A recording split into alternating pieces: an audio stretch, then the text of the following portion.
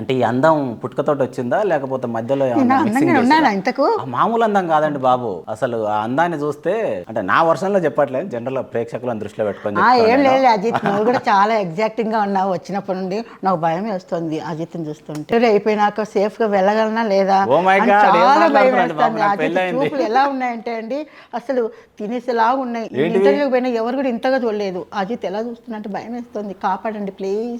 బాబో, ఇది మామూలుగా లేదండి సామె. మరి మీరు నన్ను షేక్ చేయాలనుకుంటే ఆ, నేనైతానా? మిమ్మల్ని నేను షేక్ చేస్తాను. మామూలు షేక్ కదా, దడదడలాడిపోతుంది, చేరు బాగా ఊగుతుంది కానీ ఏదో shakes భయానికి. బాగానే ఉన్నాయి. అవును, ఒక్క సినిమా డైలాగ్ చెప్పు, నీకు నచ్చిన హీరోది. నేను సినిమా డైలాగులు ఏం డైలాగ్ చెప్తావు? సినిమా డైలాగులు అంటే నాకు ప్రేమాభిషేకుల డైలాగ్ ఒకటి వేసేయి, తగ్గొద్దు అస్సలు. ఆయన ఉన్నారా? ఎవరు? రాజు. ఏ రాజు? ఎంతమంది రాజులు ఉన్నారు? మమ్మల్ని పోషించే వాళ్ళంతా రాజులే. ఆ రాజుల గురించి నేను మాట్లాడలేదు. నువ్వే ఒక దేవతగా, ఇల్లే ఒక దేవాలయంగా నిన్నే పూజించి ఆరాధిస్తున్నాడే ఆ రాజు గురించి. అబ్బబ్బబ్బబ్బబ్బబ్బ.